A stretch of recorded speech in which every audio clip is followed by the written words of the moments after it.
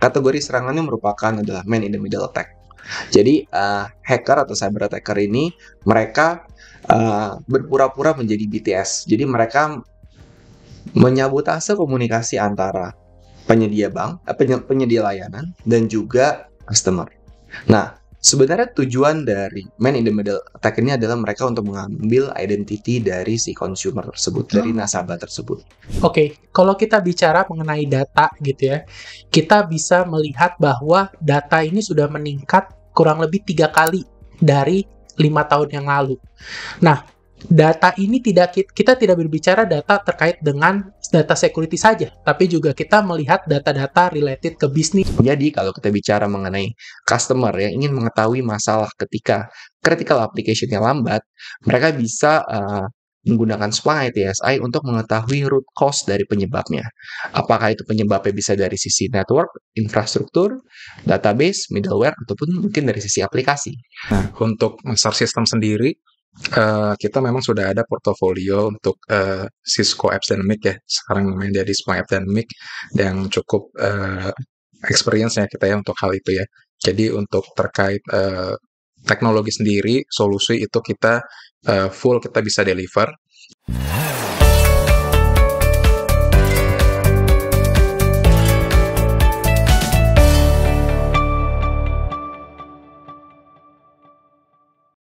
Hai Master Ian, kembali lagi bersama saya Ino di Master Talk, Inspiration Talk with the Master.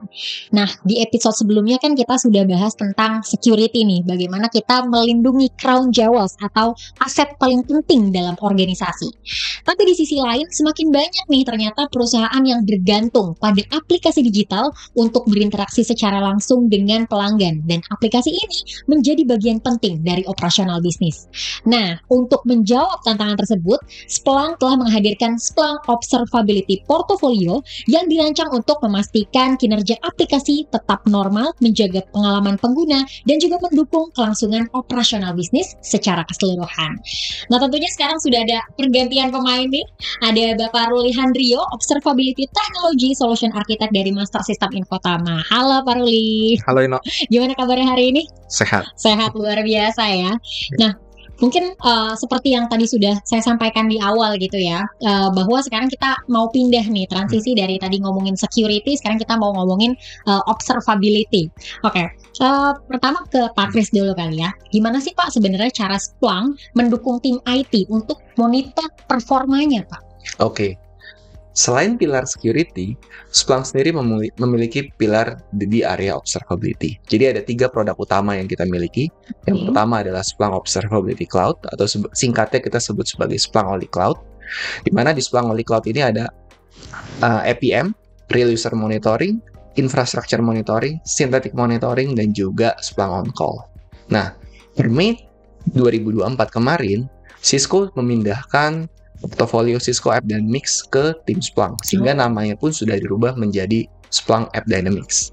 Nah, Splunk App Dynamics sendiri kita posisikan untuk customer yang masih menggunakan 3-tier application. Tapi ke depannya, bahkan sekarang pun, tim Splunk dan Cisco kita sedang berkolaborasi untuk mengintegrasikan 2 kekuatan produk Splunk Observability dan juga Splunk App Dynamics menjadi satu kesatuan, sehingga customer pun bisa menjadi lebih seamless. Produk ketiganya, itu ada namanya Splunk ITSI, yang kita sebut sebagai Splunk IT Service Intelligence. Posisi dari Splunk ITSI ini adalah Manager of Manager. Jadi kalau kita bicara mengenai customer yang ingin mengetahui masalah ketika critical application-nya lambat, mereka bisa menggunakan Splunk ITSI untuk mengetahui root cause dari penyebabnya. Apakah itu penyebabnya bisa dari sisi network, infrastruktur, database, middleware, ataupun mungkin dari sisi aplikasi. Jadi selama ini mungkin customer hanya rely menggunakan APM dalam memonitor aplikasi mereka. Dengan menggunakan ITSI, mereka bisa memiliki visibility lebih komplit. Jadi nggak hanya mengenai aplikasi, tapi kita bisa lihat dari sisi tim IT-nya juga, atau mungkin related ke tim bisnis juga. Oke. Nah, Pak Ruli, mungkin kalau tadi tentang Splunk, kalau peran MSI-nya sendiri seperti apa nih Pak? Oke. Jadi tadi seperti yang dijelaskan oleh Pak Kris ya, si Splunk sendiri kan saat ini memang udah ada coverage portfolio Splunk Observability, kemudian ditambah dengan existing dari Cisco App Dynamics ya. Nah, untuk master system sendiri, kita memang sudah ada portofolio untuk Cisco App Dynamics ya. Sekarang namanya jadi Splunk App Dynamics, dan cukup experience-nya kita ya untuk hal itu ya. Jadi untuk terkait teknologi sendiri, solusi itu kita full kita bisa deliver. Kemudian kita udah punya mungkin customer reference lah ya, yang untuk produk tersebut, dan juga terkait engineer kita juga sudah punya engineering pengalaman. Kemudian dari master system sendiri kita juga selalu melakukan customer engaging ya. Jadi kita juga ngobrol nih sama customer, kira-kira use case apa lagi sih sebenarnya yang bisa kita bring up lagi gitu ya ke depannya. Jadi kita selalu melakukan development terkait use case skenario, khususnya dalam hal observability. Kemudian juga yang ketiga, kita di master system kita ada bangun build lab ya, lab internal kita untuk kita melakukan development terkait skenario-skenario tersebut gitu. Jadi kita bisa deliver ke customer mungkin lebih seamless, lebih enak gitu ngobrolnya seperti apa.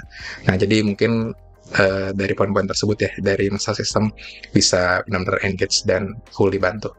Oke. Berarti kolaborasi antara Splunk dan master system bisa bantu tim untuk memonitor performa gitu ya. Luar biasa nih. Oke. Nah, sekarang ini kan kita banyak ngomongin tentang AI lah, dan banyak aplikasi yang menggunakan AI gitu ya. Tapi sebenarnya siapa yang memantau AI itu? Karena kan belum tentu juga AI itu benar gitu ya. Dan apakah memantau AI itu penting gitu untuk memastikan kinerjanya, Pak Kris? Ya, pertanyaan yang bagus Mbak Ino. Selama ini kita menekankan fitur AI itu enable di teknologi kita, tapi kita suka lupa bagaimana kita memastikan AI tersebut dimonitor. Yes, betul. Berdasarkan research yang dilakukan oleh Cisco, 60% dari tim IT itu tidak memiliki visibility terhadap prompt yang diberikan dari user kepada tools AI yang mereka gunakan. Jadi mereka tidak tahu tools yang digunakan, mereka juga tidak punya visibility pertanyaan apa atau mungkin request apa yang di-put ke AI. Bayangkan kalau informasi rahasia perusahaan dimasukkan ke ChatGPT yang secara publik, itu bisa disalahgunakan oleh pihak lain atau mungkin orang yang di belakang Gen AI tersebut. Nah, di satu sisi, dengan terbukanya Gen AI secara publik, itu bisa dimanfaatkan oleh attacker untuk memasukkan data yang misleading kepada model Gen AI tersebut, ya, di mana kita bisa sebut sebagai data poisoning. Dan untuk beberapa perusahaan yang mereka memiliki membangun AI sendiri ataupun membangun large language model sendiri, cyber attacker pun juga bisa melakukan model extraction, data tampering, data extraction, dan juga model inversion, yang dimana ini akan merugikan organisasi yang sudah membuat knowledge base dari large language model yang mereka gunakan. Oke, jadi sebenarnya penting banget ya untuk memantau sistem AI itu ya. Yeah. Nah, Pak Ruli, kalau platform Splunk yang bisa kita gunakan untuk memonitor AI dan membantu supaya menjaga keamanan biar nggak sampai salah nih AI-nya. Itu Pak Ruli di Splunk. Iya, jadi mungkin tadi nyambung dari jawaban Pak Kris ya, dimana memang saat ini tools itu meng-enable AI, jadi masing-masing dia punya AI-nya masing-masing gitu. Tapi kita nggak tahu kan untuk AI tersebut apakah valid apa invalid gitu kan. Nah, untuk di Splunk sendiri kita ada namanya Splunk Core ya. Jadi untuk si Splunk Core sendiri itu dia bisa ingest data dari any source. Kita bisa ingest data apa aja ke source tersebut secara real time. Nah, fungsinya apa? Untuk kita ingest data, kita bisa melakukan real time analysis gitu ya. Real time analysis sendiri nanti kalau misalnya kita korelasikan dengan AI gitu ya, kita bisa melakukan analisis untuk LLM sendiri gitu. Berapa banyak sih dari user misalnya melakukan promptingnya seperti apa gitu ya. Kemudian berapa banyak yang prompting demikian gitu lah. Kemudian juga terkait respon time si promptingnya sendiri gitu, dan juga resource consumption terhadap satu prompting, misalnya dia consume berapa GPU, memori, itu nanti bisa kita monitor di Splunk Core gitu. Jadi nanti dari sisi user sendiri itu kita bisa tahu dataset apa sih yang sebenarnya perlu kita improve ataupun yang dikeluarkan itu bisa lebih optimize lah. seperti itu. Oke, luar biasa nih. Nah, Mbak Kris, mungkin menyambung dari yang episode sebelumnya nih, kita bahas tentang security ya. Jadi saya juga tahu nih kalau Cisco kan telah resmi mengakuisisi Splunk gitu ya, dan jadinya bukan sekedar integrasi solusi, tapi juga menyatukan dua perusahaan ini untuk keamanan cyber dan juga observability gitu ya. Nah, apa sih dampak nyata dari integrasi antara Splunk dan juga Cisco nih, Pak Kris? Oke, jadi dengan selesainya akuisisi Splunk oleh Cisco di Maret 2024 yang lalu, sebenarnya ini memberikan benefit lebih untuk customer Cisco dan juga customer Splunk. Sebagaimana kita tahu, Cisco kan merupakan perusahaan networking, cyber security, dan collaboration terbesar di dunia. Dan Mbak Ino bisa bayangkan, Cisco memiliki customer ratusan ribu di dunia. Dan dengan masuknya Splunk ke portofolio tersebut, sebenarnya itu akan membantu dari customer Cisco sendiri dapat memiliki visibility yang komplit terhadap perangkat Cisco yang mereka gunakan sehari-hari. Karena selama ini mereka menggunakan dashboarding yang berbeda-beda. Nah, dengan adanya Splunk, mereka bisa mendapatkan single dashboard terhadap perangkat Cisco dan juga non-Cisco yang mereka gunakan. Nah, dari sisi Splunk, kita pun juga memiliki posisi yang lebih kuat ke customer. Karena selama ini kan Splunk posisinya adalah sebagai monitoring platform. Tapi bicara mengenai action langsung ke perimeter security, itu kita rely ke third party. Dan dari sisi Splunk, kita juga memiliki solusi yang lebih lengkap ke customer. Karena selama ini posisi Splunk adalah sebagai monitoring platform. Dan kita rely kepada third party untuk bicara mengenai perimeter security, identity management, dan juga dari sisi perangkat security lainnya. Sedangkan dengan masuknya kita ke Cisco, itu memberikan portofolio yang lebih lengkap lagi pada saat kita berbicara ke customer. Oke. Jadi luar biasa ya kolaborasi antara Cisco dan Splunk ini ya. Oke, nah mungkin terakhir nih Pak Ruli, kalau tadi kita udah ngomongin tentang AI juga ya. Sekarang kita ngomongin tentang apakah investasi pada observability berbasis AI ini kita cuma ngomongin tentang efisiensi kah atau ada yang lain? Oke. Pertanyaan bagus ya. Jadi untuk observability, kemudian kita di-enhance dengan kemampuan AI itu pasti sangat strong banget ya. Yang pertama, karena observability itu kita kan monitoring end-to-end ya. Benar-benar dari depan sampai ke belakang, apapun itu kita bisa dapetin visibility-nya. Dengan adanya AI, kita bisa melakukan namanya forecasting. Gitu ya. Jadi untuk di Splunk ITSI sendiri ya, kurang lebih, itu dia bisa melakukan forecasting 30 menit ke depan. Jadi kita bisa tahu 30 menit ke depan kira-kira apa sih yang akan terjadi di dalam operation kita gitu ya, di bisnis ataupun di IT, operation, security dan lainnya gitu. Kemudian juga selain forecasting, kita juga bisa melakukan pattern analysis gitu ya. Jadi kita tahu nih baseline-nya dari setiap metrik itu apa aja sih gitu. Kita tahu kapan misalnya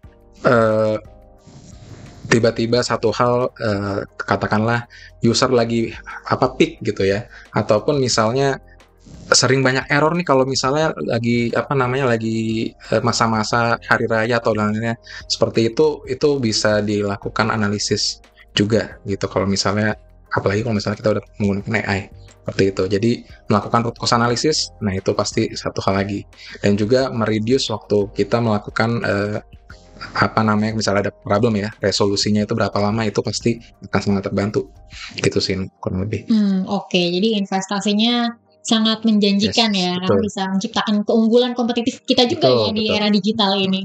Oke, thank you Pak Ruli dan juga Pak Kris atas jawabannya, dan luar biasa sekali nih. Dari episode sebelumnya kita udah belajar tentang security dan sekarang observability, dan kita bisa tarik kesimpulan nih bahwa keamanan cyber dan tadi observability juga bukan hanya soal proteksi, tapi juga soal ketangkasan, prediksi dan juga respons. Dan juga Splunk dengan kekuatan AI dan juga orkestrasi otomatisnya bisa memberikan solusi yang lengkap untuk era yang semakin tidak pasti ini. Nah, Master Rian, jangan lupa untuk saksikan terus YouTube channelnya Master System, karena kita punya banyak sekali materi-materi menarik yang bisa teman-teman saksikan. Nanti jangan lupa subscribe, like, komen, dan share ke seluruh sosial media yang kamu punya. Saya Ino pamit undur diri. Master Talk, Inspiration Talk with the Master. Sampai ketemu di episode selanjutnya. Dadah!